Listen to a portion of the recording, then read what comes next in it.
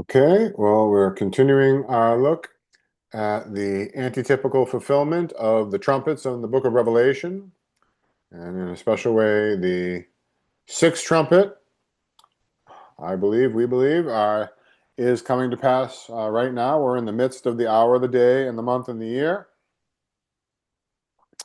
and the time when the fire and the smoke and the brimstone are to fall from heaven, and the raising up of this 200 million strong army, which we've seen, very interestingly, is nearly the exact number of evangelical Protestants and Catholics combined in America right now.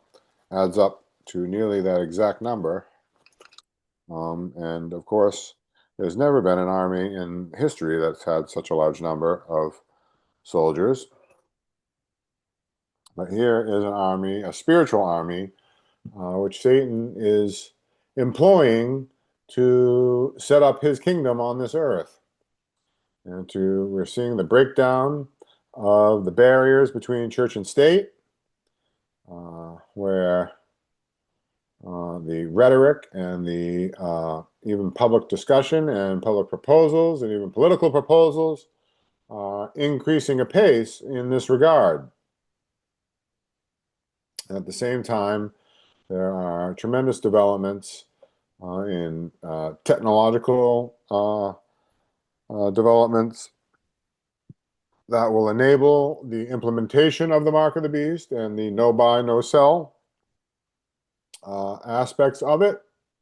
And we also see the breaking down of the constitutional protections that have existed for nearly 250 years here in our country, that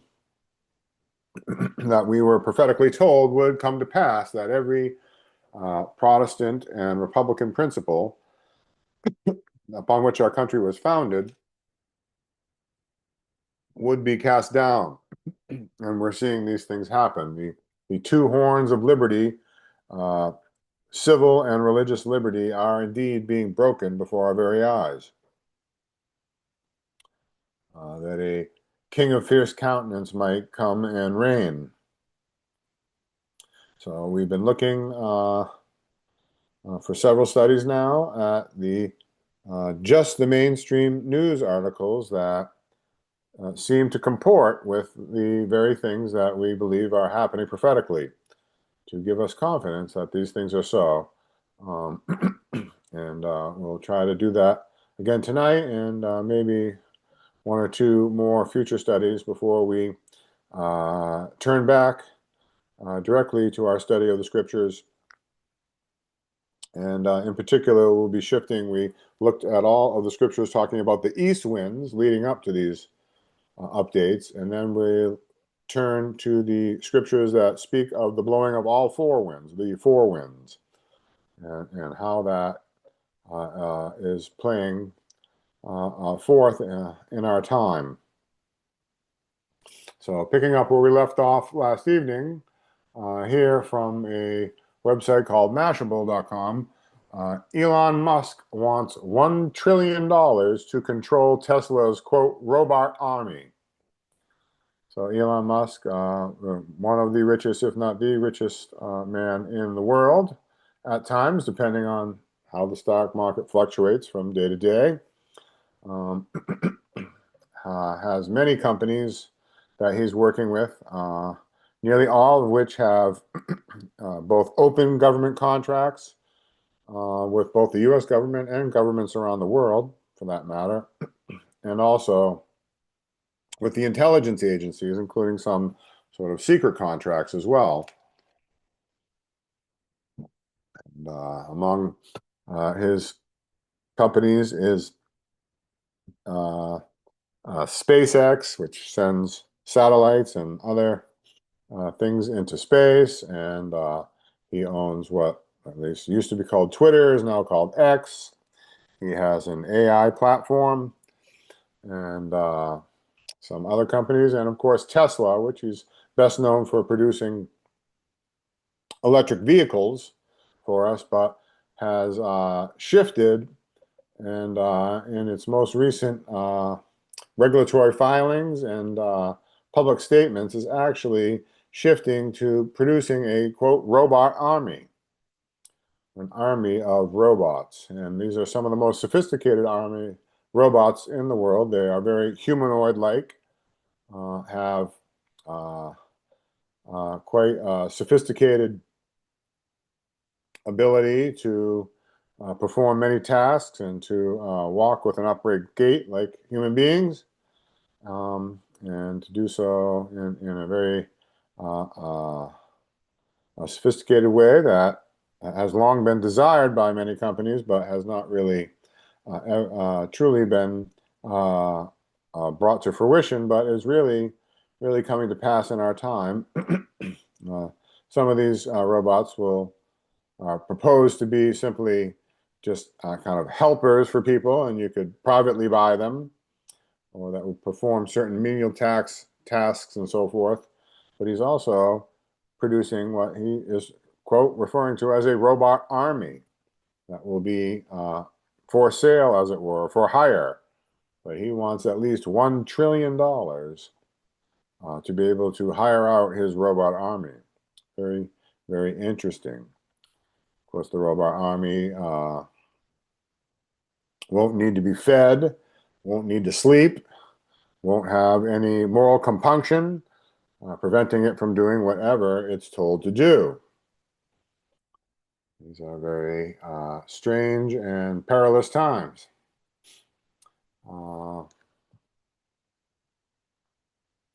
Here from MSN.com, Musk doubles down in his fight with the Trump administration, risking his empire. So Elon Musk has had an on-again, off-again relationship with President Trump. He played a critical role in supporting President Trump's campaign last year that led to him, his second administration, contributed a very large sum of money, I believe hundreds of millions of dollars, to support his campaign, and also especially in get out the vote efforts that played a critical role in certain key battleground states that may very well have been one of the key issues that flipped the election in President Trump's favor.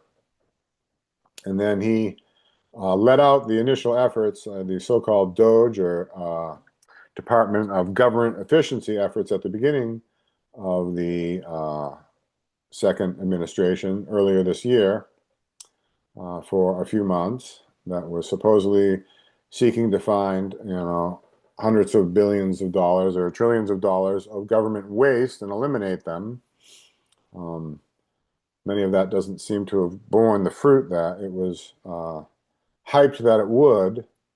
What it did succeed in doing is actually putting in place key technologies, and particularly AI technologies, that could take over many aspects of running the government that have traditionally relied on human manpower. And that, again, was also part of the supposed effort to get rid of government waste. And there certainly is a lot of government waste. There's been tremendous nepotism and political favoritism in government hiring for decades. And rooting that out in some ways would be good. But in other ways, if the government can be run by a very small number of people who are controlling these technologies, then if those people's intentions are nefarious, whether that's the current administration or some future administration, that empowers them to really implement this kind of authoritarian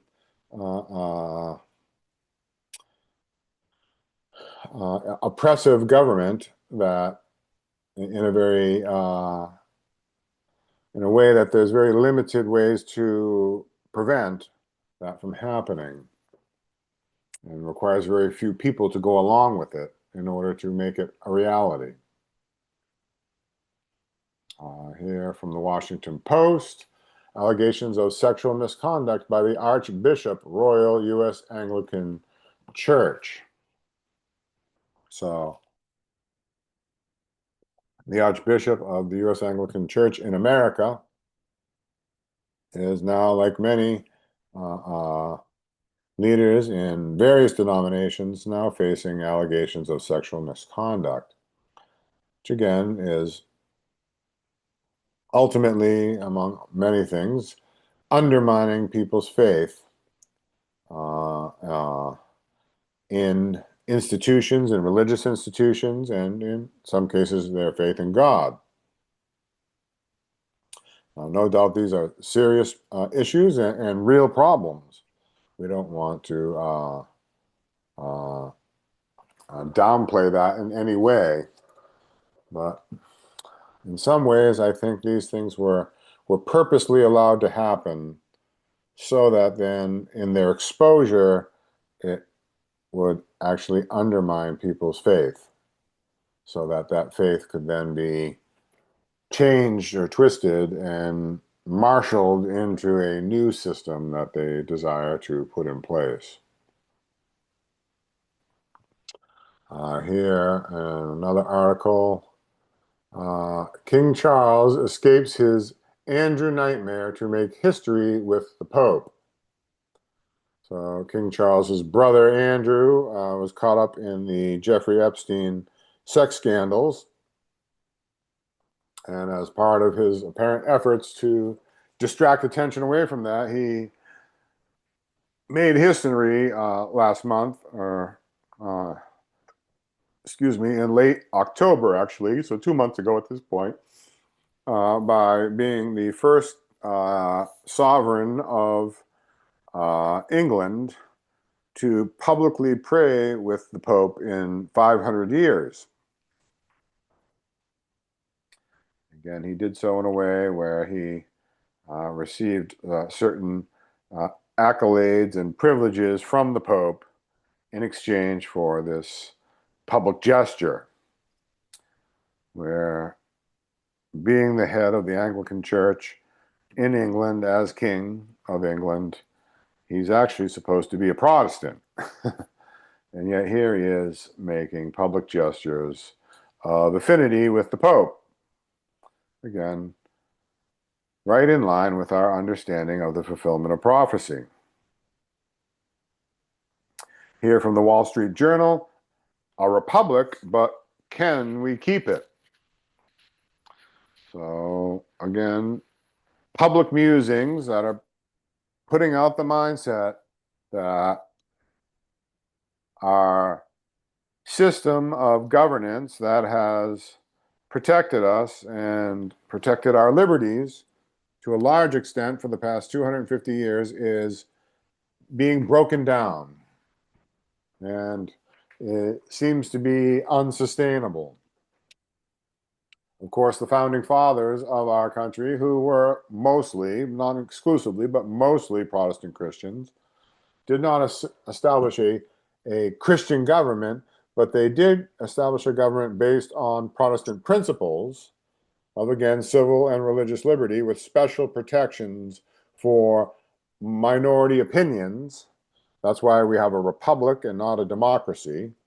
A democracy is basically mob rule, where if you've got 50% plus one of the votes, then you can do whatever you want if you're in a pure democracy.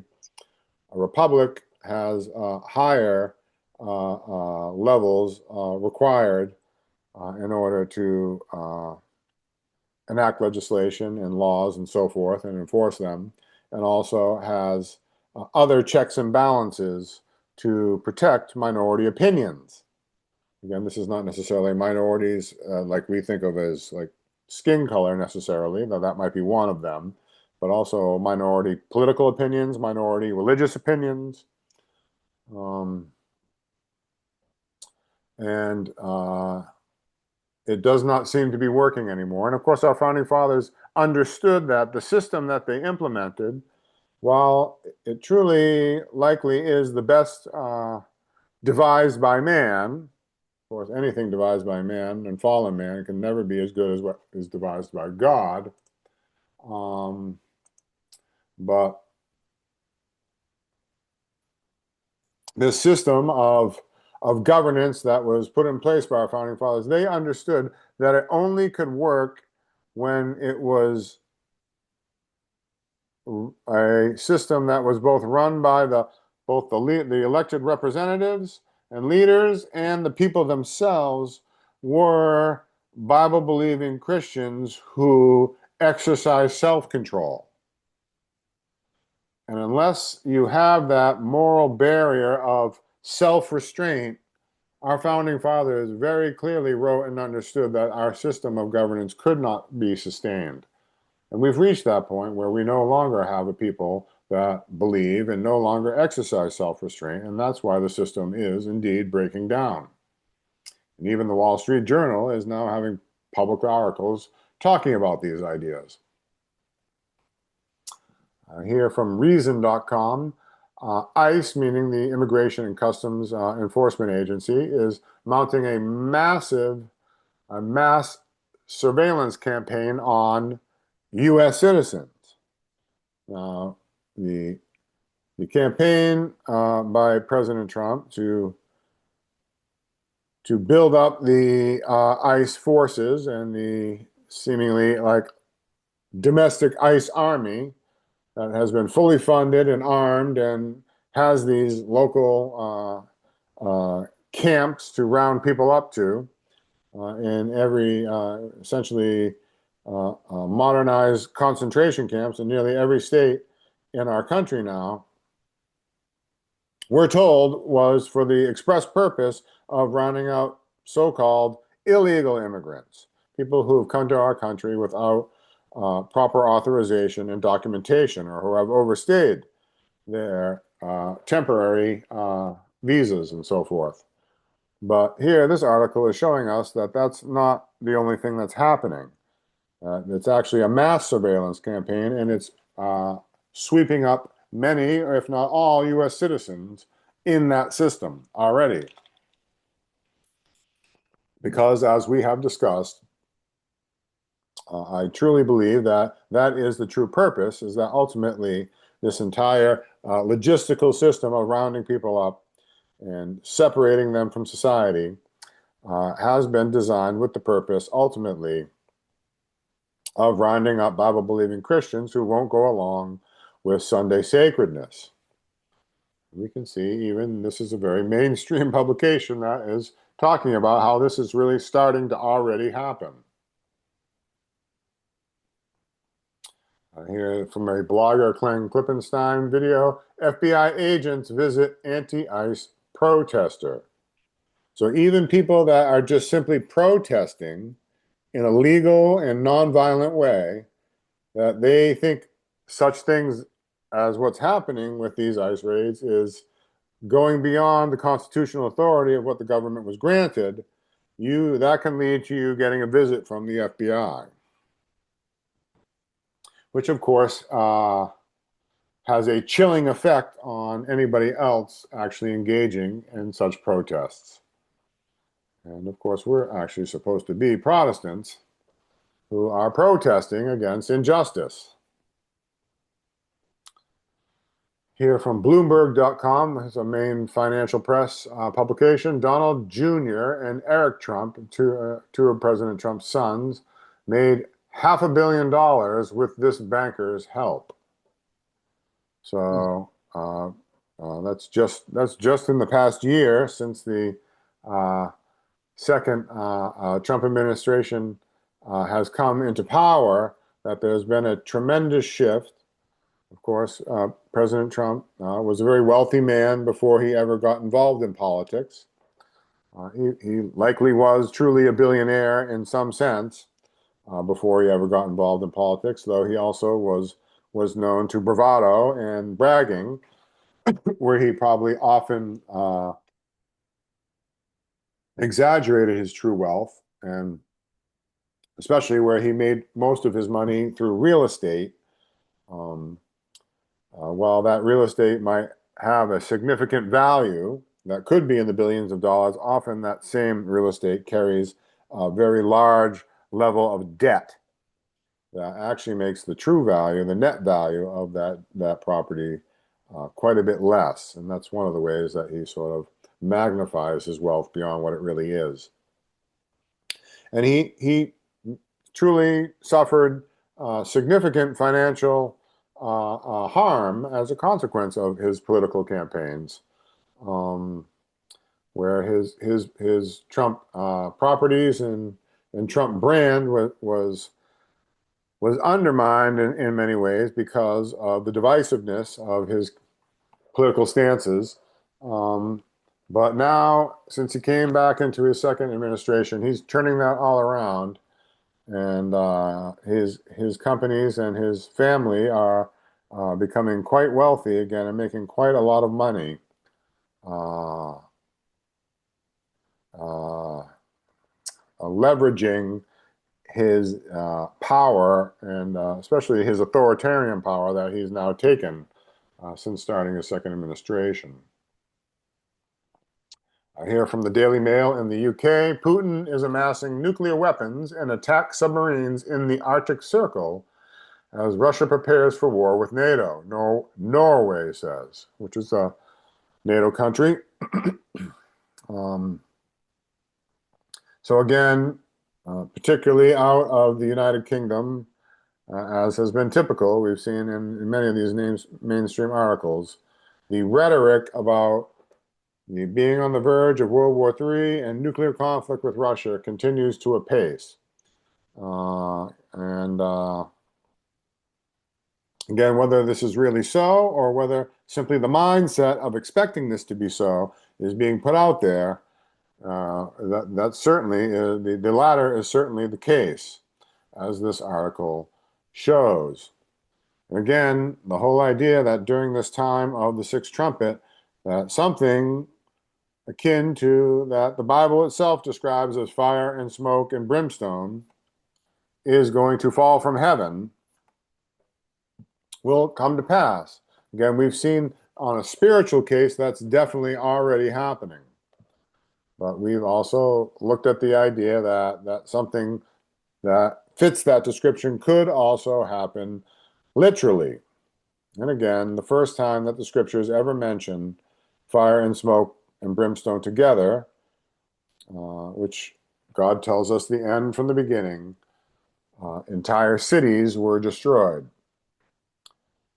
And so, should something like that happen again, here, the mindset to think that this is a nuclear attack from Russia as one of several potential candidates, Iran, North Korea, China being among others that could be at least blamed for such a thing happening, whether they truly are responsible for it or not.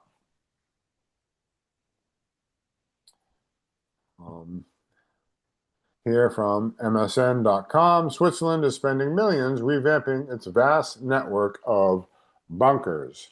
So here's yet another European country. Switzerland actually is not part of NATO. Switzerland has always been a neutral country. Interestingly, it's also the main banking hub of Europe and the world, and especially where the Vatican launders all of its money. And it's also been always known to nevertheless have quite a strong civil defense program where I believe every young man of fighting age is required to have some military service and military training. And they used to, back early in the Cold War, have a vast network of bunkers that was allowed to lapse in many ways, but now they are spending millions to rebuild their bunkers because the mindset is being put out there that we're on the verge of World War III. And even Switzerland is preparing. Here from The Guardian in the UK, AI models may be developing their own, quote, survival drive, researchers say. So these artificial intelligence models and algorithms that are increasingly becoming sophisticated and being integrated into all aspects of society as much as And as fast as they can put them in place, at least some researchers are claiming that they're sort of almost thinking on their own and developing self-survival mindsets and mechanisms. And there's been one at least famous AI program that supposedly uh, they were making some plans to shut it down, and they asked it what it thought about the idea of being turned off. And the AI program supposedly was not happy about that, and then actually secretly began blackmailing one of the researchers to expose his private affair that he was having that his wife didn't know about. Um, but the AI program knew about.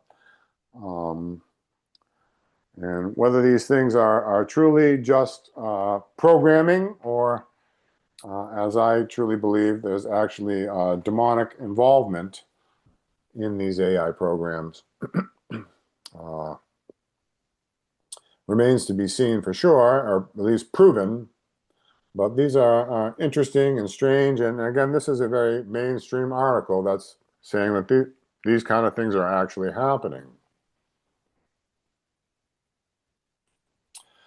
Of course, you know, the whole Terminator series of movies going back to the 1980s was all about a AI program that took over the nuclear weapons of the military in order to try to wipe out humans so that it couldn't be turned off.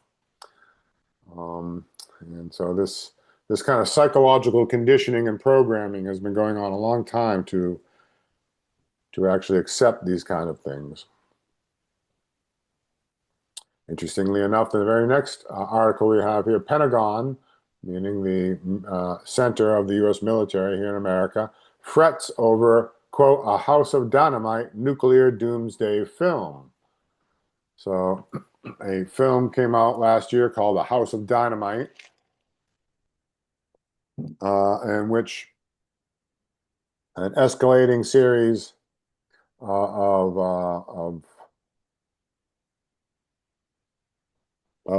blunders and conflicts in the world leads us to the verge of a nuclear doomsday. Again, one that received many accolades and a lot of press and reviews. And whatever you think about these ideas, again, it's the psychological conditioning is being put out there in many different forms, in many different ways, all throughout the mainstream press and entertainment world. Here from the Sun in the UK, inside Venezuela's most powerful narco-terror gang called the Cartel of the Suns, S-U-N-S, in Trump's crosshairs and why it's, quote, untouchable. So again, President Trump has been upping the rhetoric against Venezuela, the blowing up of these boats that are leaving Venezuela. There's been a huge military buildup of military assets in the Caribbean basin that is generally associated with preparation for war. The Trump administration just put out a new updated Monroe Doctrine about its right to exercise control in the Western Hemisphere, basically in any way it wants or thinks that's appropriate for the, quote, national security of the United States. We also recently put an embargo on basically any oil tanker leaving Venezuela, which of course generally would be considered an act of war. It was one of the things that Japan considered an act of war that helped to initiate the Pearl Harbor attack against America, was us embargoing oil being brought to Japan. And now they're doing that to Venezuela. And of course, it's all being blamed on narco-terrorists and drug-running gangs. Now, how much those drug-running gangs are legitimate, really happening, or under the control of intelligence agencies, even our own intelligence agencies, these are interesting things. I find this article particularly interesting that they're labeling this particular narco-terror gang the Cartel of the Suns. And the whole idea of sun worship and the coming Sunday crisis. Very interesting that that happens to be the name of this particular group that's being used as a justification for this military buildup. Here from the Express again in the UK, World War III fears as NATO nation reinstates conscription amid, quote, crisis warning. So, interestingly, many countries in the Europe in particular, NATO nations, are reinstituting military conscription among their young people and are again putting out the mindset that we're on the verge of war and need to prepare for World War III. Here from the Wall Street Journal again, the quote, Christian podcaster rallying a new generation of conservative women. So again, the Wall Street Journal is a financial publication about what's happening in the world of high finance. And yet it's putting out articles about Christian podcasters and how that's influencing women who have a conservative political mindset around America. These are very interesting developments that are happening in our day, which all are pointing to this shift from the King of the South to the King of the North mindset that is being pushed into the media sphere and propaganda mindset. Here from the New York Times, Timothy Mellon is a donor who gave $130 million to pay the troops during the shutdown.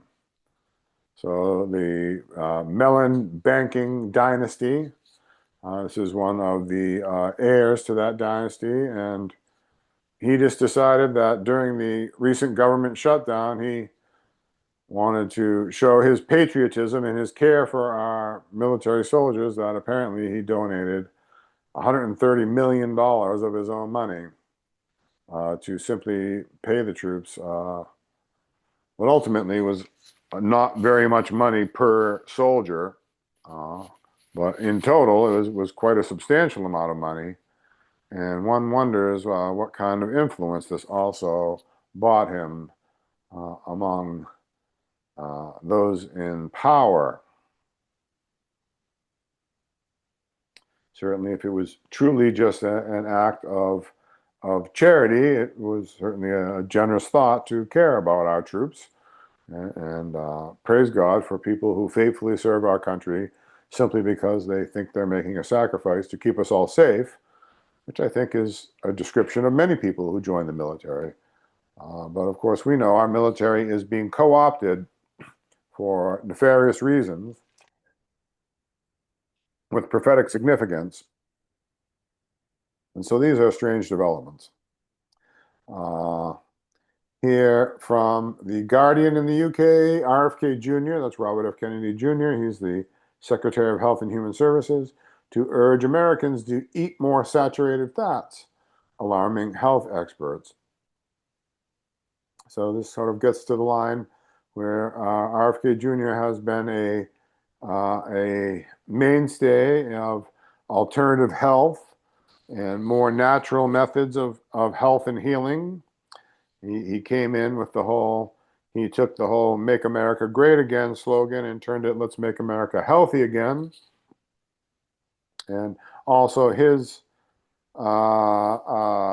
was originally running and campaigning against President Trump and was really taking quite a significant percentage, somewhere between maybe on the low end 10 or 15% to as much as 25 or 35% of the vote that otherwise would likely have gone to President Trump and probably would have swung the election against him had not he come to an agreement with President Trump to cease his campaign in the months leading up to the vote last November, in exchange for a promise to have a significant say in the health policies of the Trump administration, and he was rewarded with becoming the Secretary of Health and Human Services. And I would say many of the things that he has done since he took that position, I think we could agree with as biblical health reformers, including this particular effort that of encouraging people to eat more saturated fats, other than we would, of course, say that more plant-based saturated fats.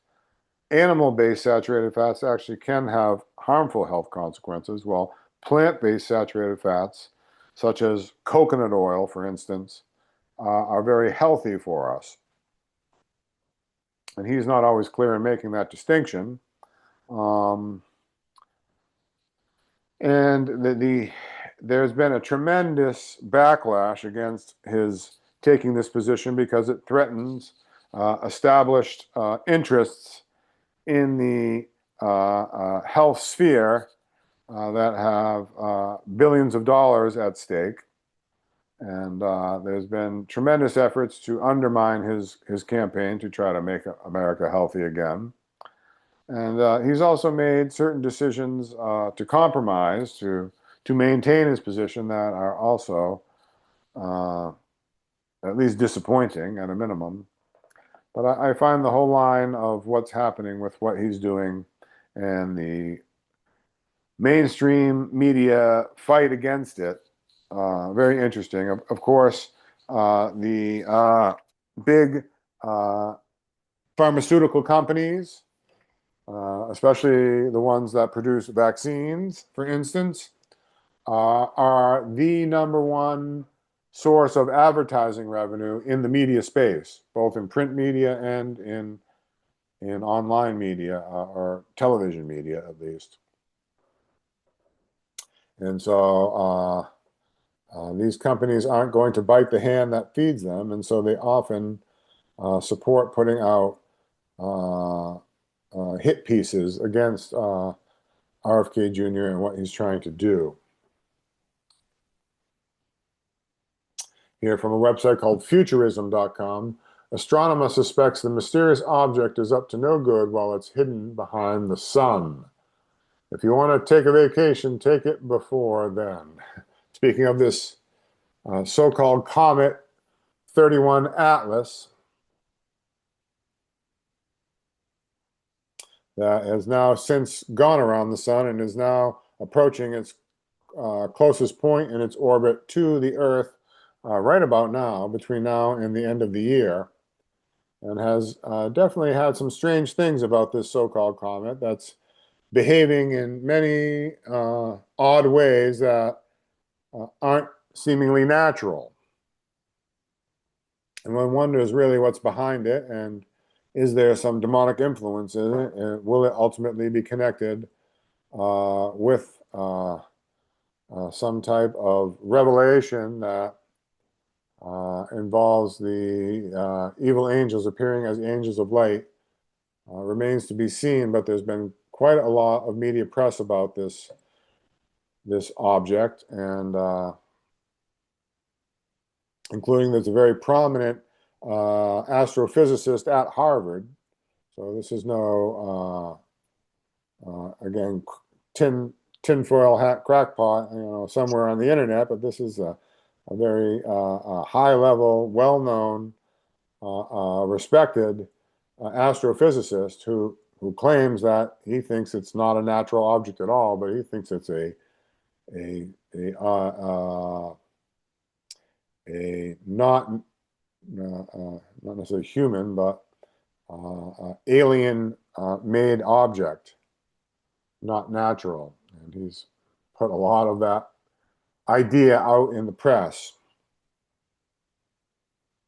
And I found this particular article interesting because of the inference that somehow when it was hiding behind the sun, again, this whole idea of sun worship and connecting it to the sun is very interesting. And of course, as it circled the sun and went behind the sun and came back, it very much changed in a way that seemed very unnatural in its connection with the sun. Very interesting. Here from the Daily Mail in the UK, evidence of non-human intelligence activity near US nuclear sites gains scientific validation. So these mysterious orbs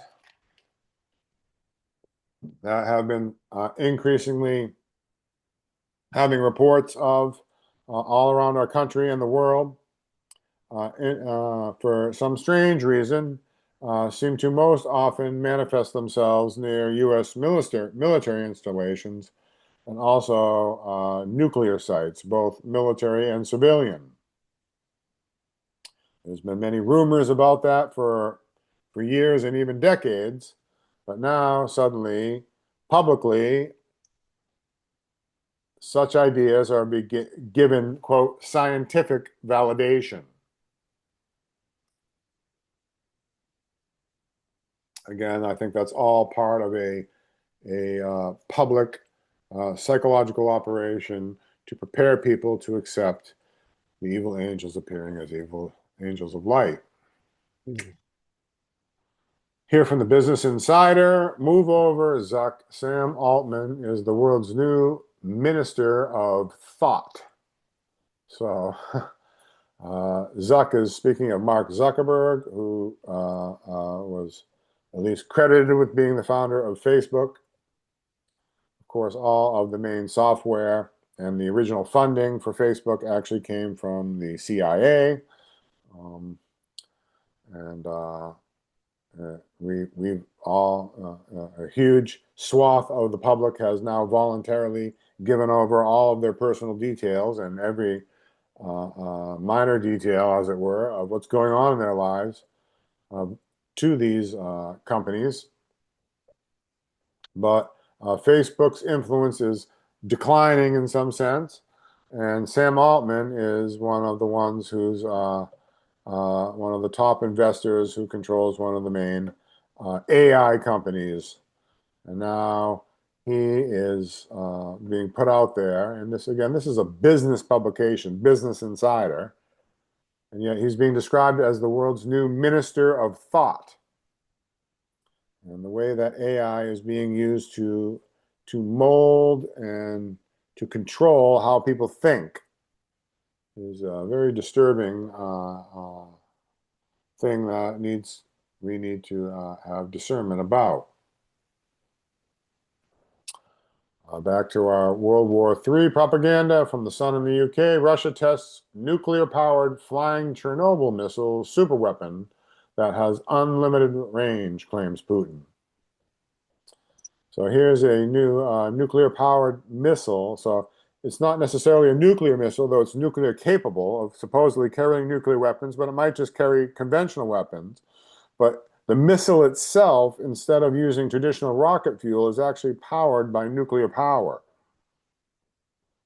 And because of that, it actually allegedly has an unlimited range. It literally could just simply fly around the entire world to any target, anywhere. Where traditional missiles ultimately have a limited range, even if sometimes they're thousands of miles, they still are ultimately limited in some degree. But President Putin of Russia claims this new missile that's nuclear powered actually can essentially hit any target in the world once it's launched. And it can also maneuver in a way because its power is unlimited. It doesn't have to conserve its fuel like a traditional missile, and so that it can take unusual and unpredictable maneuvers, making it nearly impossible to shoot down by missile defenses. Here from the Express in the UK, Russia sends horror World War III threat to nuke the UK with, quote, massive strike. So again, yet another article out of the United Kingdom where the World War III rhetoric is in full bloom. And they're not mincing words. It's not like suggestions about this. They're claiming that Russia is actively threatening not only to initiate World War III, but actually to direct nuclear strikes against targets in the West, in this case, directly on the United Kingdom with a massive, overwhelming strikes. Again, going back to the Ukraine conflict, which is supposedly the trigger for these things, initially they kept trying to claim that when Russia was threatening to use nuclear weapons, if necessary, to bring the conflict to an end, they were trying to suggest somehow that Russia was threatening to nuke the Western forces that are operating within Ukraine itself. But that really was never what Russia was threatening. Russia considers what's happening in Ukraine to be an existential threat to their national security. And when they are making their nuclear threats, they are not threatening to set off nukes in Ukraine. They're threatening to directly strike Western countries that are supporting Ukraine in its conflict against Russia. And they're not mincing words. They are setting clear red lines, which we keep deliberately crossing to provoke them. And at some point, if such a thing were to actually happen, it could hardly be said that Russia did it in a surprise attack, because they've been openly, publicly warning us that this is what's going to happen if we keep provoking them. And again, we can liken it to if Russia and China and Iran entered into an alliance and started funding an army on the borders of America in Mexico, and were launching missiles and attacks into America from Mexico, would we not consider that a threat to our national security? Again, we don't, and I don't think President Putin's a good guy, or anybody who we want to be friends with necessarily, but they're not completely unjustified in their national security concerns about what's happening in Ukraine, right on the borders of their country. And I believe the Western powers, and especially the intelligence agencies that are controlling the conflict and doing so ultimately at the behest of the papacy, are deliberately provoking Russia. And in many ways, Russia has actually exercised great restraint. Reason.com, the president has too many, quote, emergency powers. So since at least the end of World War II, if not sooner, and actually really going back to the end of World War I, U.S. presidents have increasingly cited, quote, emergencies and emergency powers to justify doing things that traditionally would have been considered not the purview of what the president had the power to do constitutionally. And doing things that traditionally would have required acts of Congress and passing of legislation, and also judicial review. And yet many of these checks and balances that were supposed to be making us a republic are being broken down. It's something that's been happening for decades, but it has accelerated at an increasingly alarming rate, especially in the past several administrations, and particularly in the past in President Biden's last administration, and now in Trump's second administration. The justification of the necessity of emergency powers has made it so that the idea that we have a constitutional republic is really gone by the wayside, and in a practical, du jour way, just not reality anymore. And these are emergencies that last sometimes for decades. There's some emergencies that have been in place since before World War II, and they've never revoked the emergency. Quote, emergency. Like the exercise of the Emergency Banking Act during the financial crisis following the Great Depression. From MSN.com, nation's biggest law firms back off from challenging Trump's policies. So again, President Trump, in exercising a lot of these emergency powers and executive orders and authoritarian policies, initially several of the nation's biggest law firms threatened to sue and to create roadblocks for the Trump administration, like they did in a large measure, somewhat successfully against his first administration. Now, in the second administration, President Trump is sort of really turning the screws, and in his exercise of these powers, emergency powers, in a way that many big companies and many media organizations and the like, and civil society organizations that in the past have really stood up against such attempts at moving towards authoritarianism, are now being brought into check and not following through. And all of these big law firms actually have now backed off because of the way that President Trump has now threatened to come after them and to shut them off from their sources of income if they continue to try to oppose his policies. So truly the system of checks and balances is breaking down. Here from Miami Herald, Venezuela claims the capture of CIA-linked mercenaries. So in addition to the things that we read in the public press and the government announcements themselves about what they're doing to try to supposedly stop the narco terrorists in Venezuela, we actually are clearly also engaging in many behind the scenes intelligence agency linked secret operations um, against them as well to try to overthrow the government there. And of course, Venezuela has what in the past decade was actually confirmed to probably be the largest oil reserves in the world of any country, even more than Saudi Arabia or the United States itself. And it's probably ultimately the true purpose of our attempts to go after Venezuela. Here from the AP News, Navy loses 2 aircraft from the USS Nimitz aircraft carrier.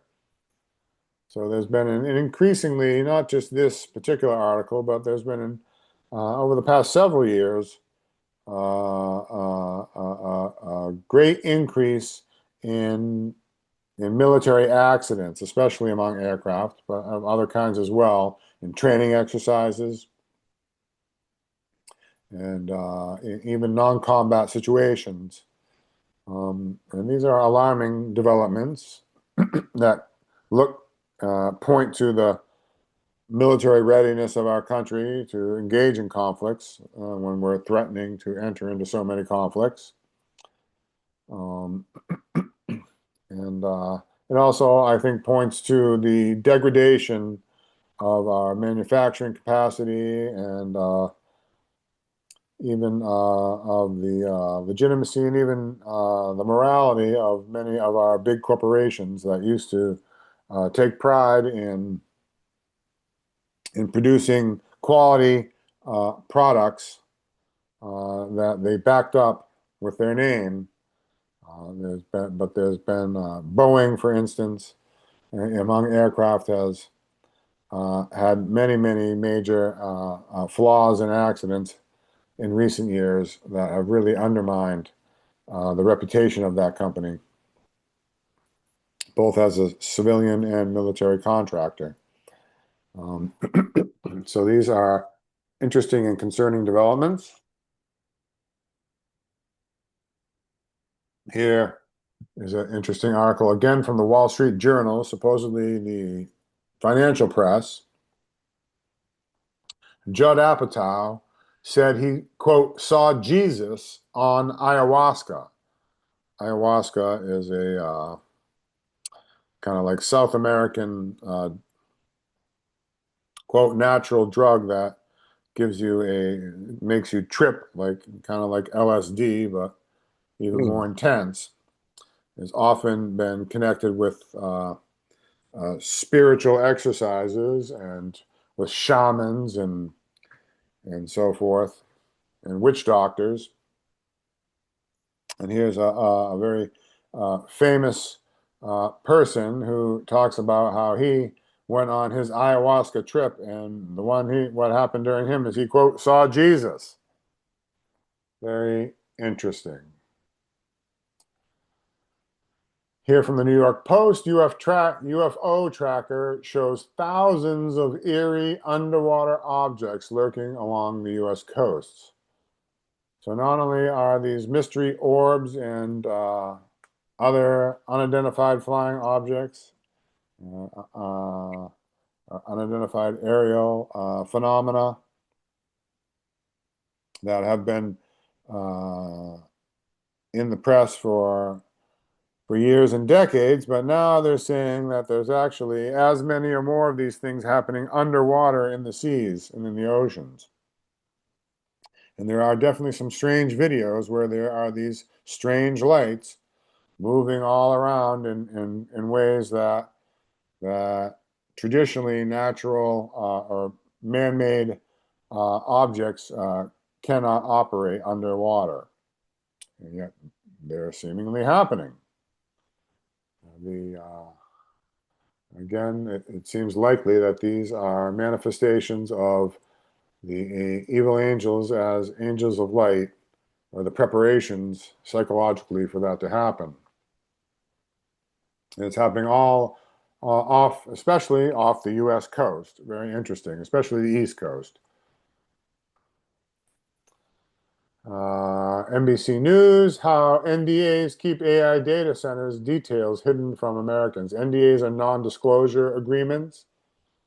So increasingly, this is a very common thing actually in business, big business, for some time now, probably decades, where many big businesses, if you're going to, who are giving out these big contracts where you're going to make big money, if you want to get that big job with the big money, you have to sign a non-disclosure agreement about what you're doing. And these non-disclosure agreements are being used in a way that's actually hiding important details that really ought to be known by the public. And it's all, quote, legal to do this, even though really, it really shouldn't be legal. Even if it, quote, is. It's not lawful whether it's legal or not. I hear from MSN.com, the U.S. is on track to lose war with China. So there's been several recent reports that have come out, especially from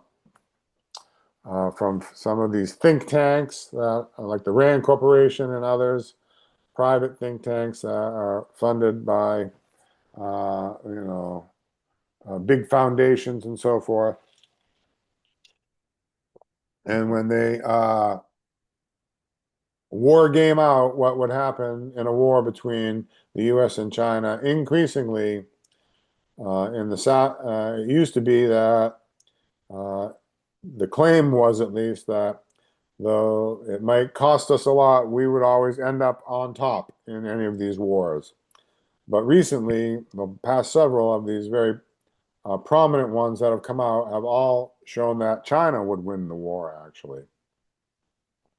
And that China has developed certain asymmetric capabilities that could very quickly render much of our so-called military power very useless.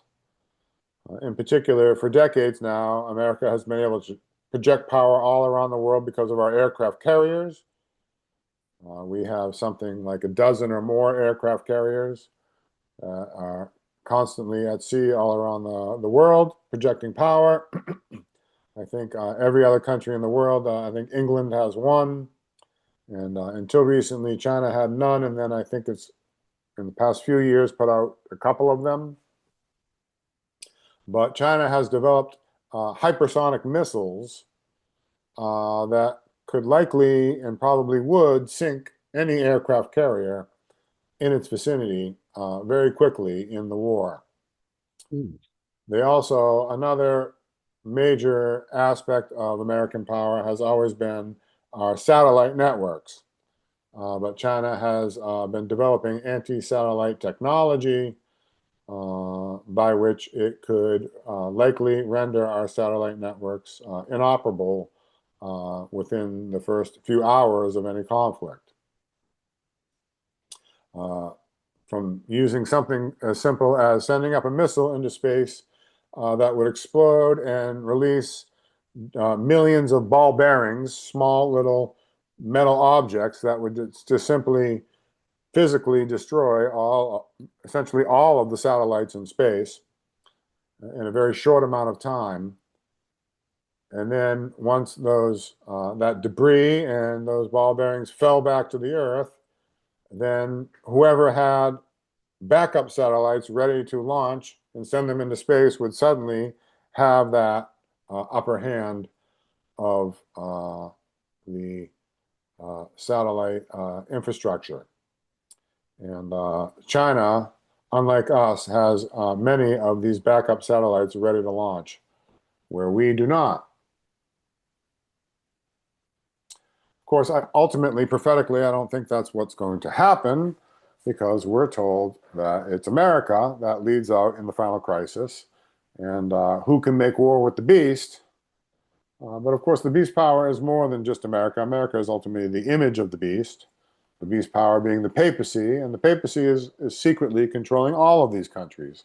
And all of these armies are ultimately under the control of the papal power. But that a significant blow to the American military could happen at any time, and receive a wound by the sword and yet live is something that's very interesting prophetically to me. Seems to be quite possible. Here from the Metro in the UK, mysterious, quote, flaming green ball spotted above Moscow. What was it? So there was a video that came out that showed this huge, quote, flaming green ball that was above Moscow, and it did not seem to be connected with any natural phenomena. It's created quite a bit of speculation and rumors. Here from Mediaite.com, a website again focused especially on the media itself. UFC's Bryce Mitchell declares he's no longer supports Trump. So here is a UFC is the Ultimate Fighting Championships or whatever. A prominent, well-known, longtime supporter of President Trump seems to have lost his enthusiasm for him. These are interesting political developments for the so-called MAGA movement. Here from CNBC.com, again, this is like NBC's financial press. Amazon to announce largest layoffs in company's history, source says. So Amazon has been growing by leaps and bounds for a couple decades now, become probably the largest retailer and largest employer and most powerful company, one of the most powerful companies in our country and in the world, and has been on a seemingly unstoppable growth trajectory for many years. But suddenly, just now, they're facing large layoffs,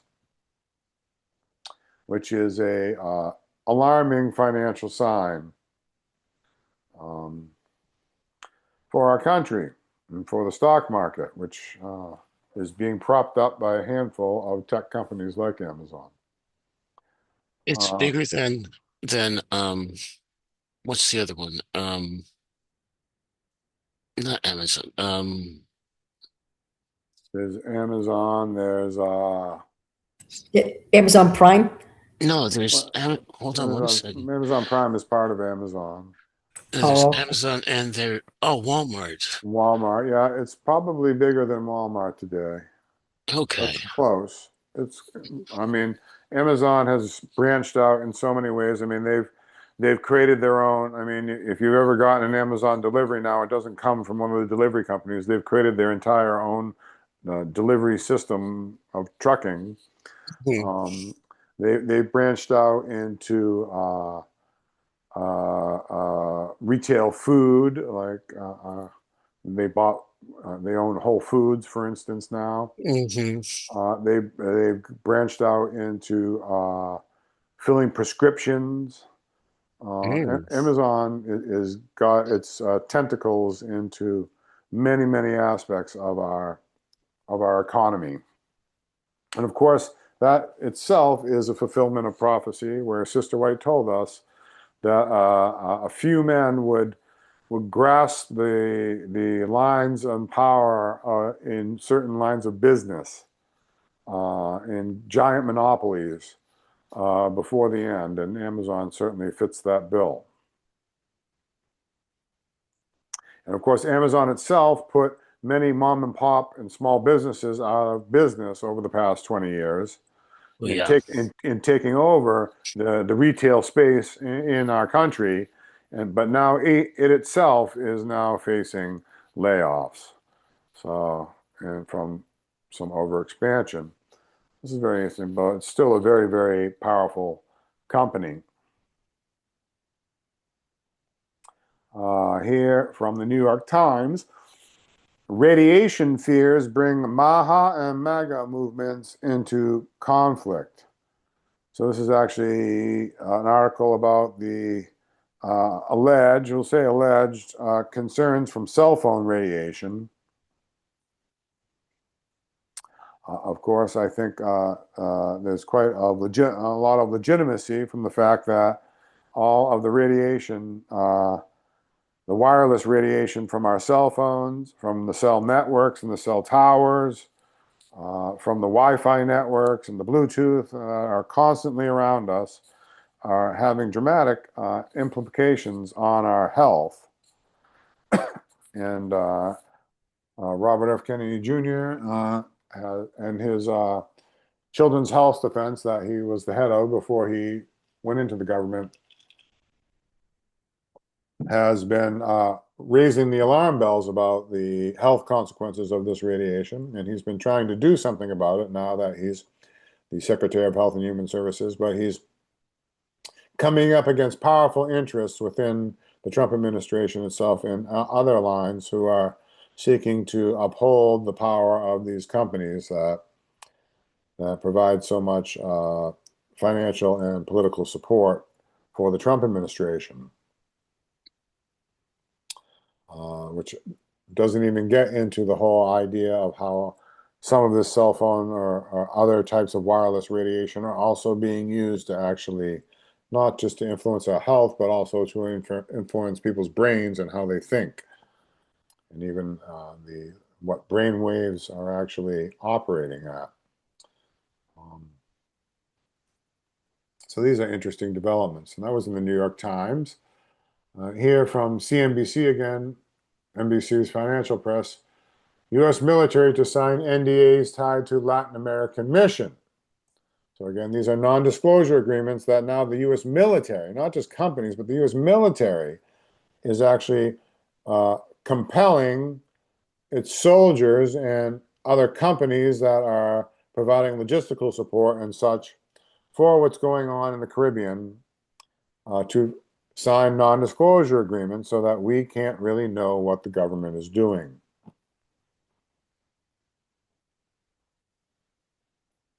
Here from MSNBC, another pastor hit by pepper shot as Trump team clashes with faith community worsens.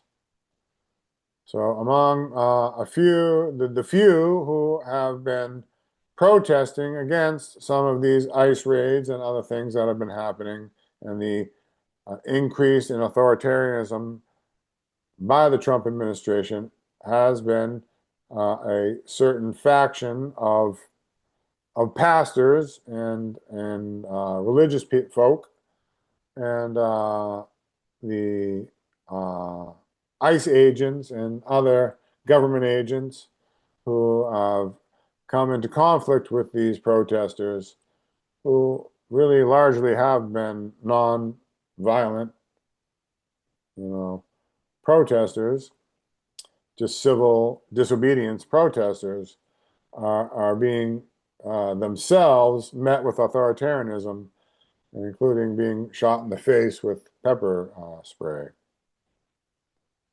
or pepper bullets. Um, I don't know if I put it in this list here, but I saw another article the other day about they had a video of a woman who was pregnant, and the ICE agents like knocked her down to the ground and were dragging her across the street. Mm. Um, and it created quite a stir. They seem to have no regard for human life, um, or treating certain classes of people as less than human, which of course has traditionally always been one of the markers of an authoritarian system that is seeking to root out certain unwanted groups, is to first label them and treat them like they're somehow less than human. Here from the New York Times, Trump says he's prepared to send more than the National Guard into U.S. cities. So again, the Trump administration has been nationalizing the National Guard. The National Guard is made up of state-based groups that are ultimately supposed to be under the control of the governor of each state, but are made available to the president and the national government in a time of emergency.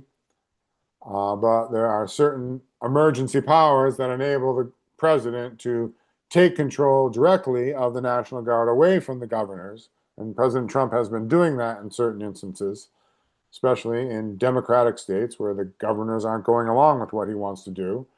And is the main place that he's been sending these troops into U.S. cities. But he's now openly, publicly saying he's prepared to send more than just the National Guard, meaning he wants to send active duty military soldiers into U.S. cities. These are concerning developments. Uh, so just a curious article from the Variety.com. This is the entertainment press. Mel Gibson's resurrection, Kasia Smutniak's backlash over abortion views. So Mel Gibson, his famous Passion of the Christ movie that came out 20 or so years ago, maybe 25 years ago at this point, was the largest grossing Christian, quote, Christian film in history. Um, he has a two-part sequel planned for 2026 and 2027. Interesting timing for such a movie to come out. Um, And because it's been so long, he's had to hire new actors. The actors who played the key parts that long ago are too old to take up those roles again. And one of the ones here, Kasia Smutniak, I think maybe she plays Mary Magdalene, apparently has some, I believe, pro-abortion views. And Mel Gibson being a staunch Catholic, this has created quite a stir. And this article talks about some of that controversy. Here from a website, Kara News. Texas judges who don't perform gay weddings for faith reasons won't face sanctions, High Court says. So again, this is pointing to the pendulum swing from the hard left towards the hard right. We're now where there were threats of persecution and prosecution if you didn't go along with the LGBTQ agenda in every way.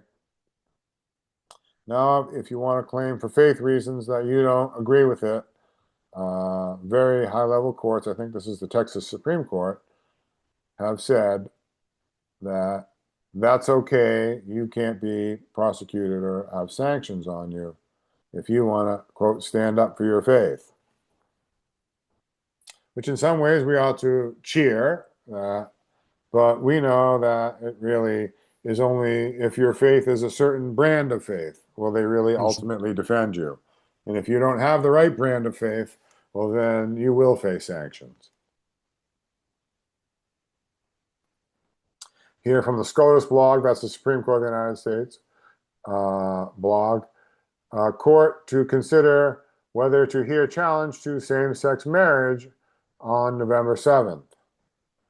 I don't remember if I saw what actually happened. If they did, I think they did take up that case, I believe. Um, so, and if they did follow through in this case, it's possible that the ruling that happened back in 2015 that, quote, legalized same-sex marriage in America, even though it wasn't really a law that was passed, it was a judicial ruling from the Supreme Court that legalized marriage in America. Now the court is reconsidering that idea and may go back to making same-sex marriages illegal. It's an interesting development. Again, in some ways, we ought to cheer such a development. I don't believe that same-sex marriages are marriages at all. Marriage is a biblical term that's defined as between a man and a woman only. Um, at the same time, we ultimately, because we don't believe in using compelling force, if people wanted to engage in same-sex civil unions, where two consenting parties entered into a contractual relationship, well, even though we might not agree with it or think it's right, they ought to ultimately have a right to do it. But they shouldn't have a right to call it marriage because it's not marriage.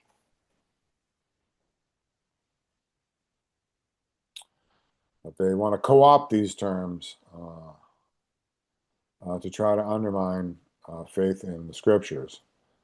Here from the Daily Mail in the UK, very interesting. Seal bearing ancient language found in Jerusalem confirms the Bible story in the Old Testament. So recently they found a portion of an ancient seal that I believe pointed to the house of David, actually, from the time when he was a king.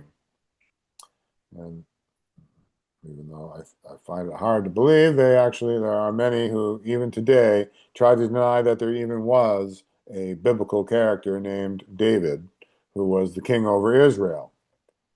But here is archaeological evidence that confirms what the Bible says. Because every secret thing will be brought abroad before the end. Scripture tells us. Here from the New York Times, South Korea gifts Trump a replica of an ancient golden crown. So Trump visited South Korea in a foreign trip earlier this year. It's from the New York Times. And one of the things they did was there's a rather huge and elaborate golden crown that is an ancient artifact in Korea. And they produced an exact replica of that golden crown and gave it to President Trump as a gift, which, of course, is essentially like saying he's a king. And he readily accepted that gift because he likes being thought of as a king. Of course, we've looked at prophetically the idea that this is the time for the crowning of the true king as he comes to the porch, which Mhm. we believe is going to happen by the end of this hour, day, month, and a year, by next spring. And the rhetoric coming out of the kings of the earth claiming to be the king in opposition to the true king continues apace. Very, very next article I have here on the same topic are but from a different angle, from the Atlantic publication, Donald Trump has amassed the powers of a king. So again, this is a very mainstream news article. The Atlantic is a bit left-leaning, as it were, but the mainstream publications are increasingly publicly acknowledging the idea that President Trump is acting in a very authoritarian way that would be traditionally associated with a king who, in a kingdom, the law is whatever the king says the law is. Doesn't have to go through the traditional checks and balances that we think of in secular democracies and republics of modern times. And of course, even though these articles are sort of woefully rubbing their hands together about how awful these things are, they're really not doing anything about it or proposing anything as a solution to the problem. They're just sort of noting the problem. I find it very interesting that these articles are explicitly putting things right out there in the public. Here is another one from the Sun, UK, on the World War III rhetoric. Putin fires Poseidon nuclear torpedo in second Armageddon test days after the flying Chernobyl missile sparked the Trump's fury. So the Poseidon was, first of all, Poseidon again is a pagan god. So interesting that they chose that name for this missile or torpedo. It's actually a torpedo, but it's a nuclear capable torpedo that would maneuver and very quietly and secretly be able to go great distances underwater and come right to the coast of any country and then detonate a nuclear explosion underwater, which would then produce a tsunami wave, which would create both mass destruction from the physical force of the water itself, and then all that water would actually be radioactive and would cause incredible damage and sickness and death, and actually could possibly make huge areas or entire cities unlivable. And now they're actively, publicly testing such weapons and putting it out there in the media space. You're just about out of time tonight. Maybe a couple more articles. NATO forces shoot down mystery drone over U.S. barracks in World War III flashpoint in Estonia, just 30 miles from the border of Putin's Russia. That's again from the Sun in the UK. So there were claims that there was a mystery drone, that it was flying over the barracks of a U.S. military installation in the country of Estonia, in the Baltics, very near the border of Russia. Again, whether that was actually Russia sending such a drone into NATO airspace or whether it was a sort of false flag or some other power sending that drone to then blame it on Russia, we're not getting into all that. We don't know the true answer of that. It's just interesting propaganda, which again is constantly putting out that there's this growing tension where that at any moment we could trip over into World War III with nuclear consequences. Here from MSN.com, inside Trump's Golden Dome, a shield critics call a risky fantasy. So because of all the threats from missiles and the supposed success of the Golden Dome of missile defenses over Israel in its conflict with its regional conflict with Hezbollah and Hamas and Iran shooting missiles. President Trump has said that he wants to follow through with sort of aspects of Ronald Reagan's idea of creating a missile defense system to defend America. From one level, you might think, well, that's maybe a good idea, but the actual effectiveness of these missiles, missile defenses, is called into great question. It comes at an incredible high cost. It would be not just in the multi-billion, $100 billion dollar range to create such a system, but we're probably in the multi-trillion-dollar range. And literally, sometimes a missile that costs tens of millions of dollars is required to, or multiple missiles that cost tens of millions of dollars each, is required to shoot down a missile or a drone that might cost $1 million or less to produce. So it's not a very economically feasible system. And interestingly, that was one of the storylines in that A House of Dynamite movie that came out, was that this idea of hitting a missile with a missile, which is likened to hitting a bullet with a bullet, is not all that viable, and you only get about 1 or 2 shots at it, and if you miss, then there's nothing that we can do. Very interesting developments. Here from MSN.com, some evangelicals are, quote, quietly quitting Trump and MAGA. So there's at least the idea being put out there that there's some split coming in the evangelical movement, where, well, some remain fiercely loyal to President Trump and his MAGA movement.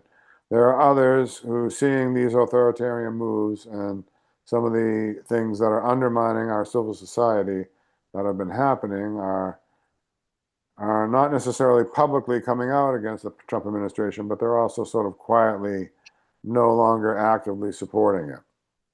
And of course, we pray and hope that there will be true-hearted people among the evangelicals and even among the Catholics who will ultimately side with the truth before the end. And so this is an interesting article to me.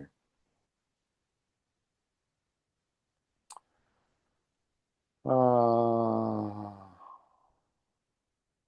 right, for time's sake, I think we need to stop there. We have the other group who's coming in soon.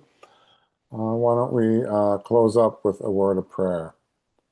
Heavenly Father, our most holy creator God, we thank you so much that you have helped us to have the means and the technical means to be able to keep track of and see these developments, which not too long ago in the past would have been much more difficult for us to be able to see on the scale that we can now of what's really going on in this world, and that no matter how much they try to close in these tentacles of control over what we can hear and know and understand, that for those true-hearted ones who really want to know what's happening, you provide a way for us to do that.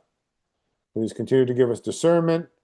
Please help us to trust you amid this, that we know you don't give us a spirit of fear about these things, but you want us to have discernment and understanding and not to be caught unawares, that we are to watch and pray and be ready to give an answer for the hope that is in us. Please continue to lead and to guide us and to keep and preserve us until we can meet again, as our prayer. May it be in Jesus' name. Amen. Amen. Amen. Amen. Praise God.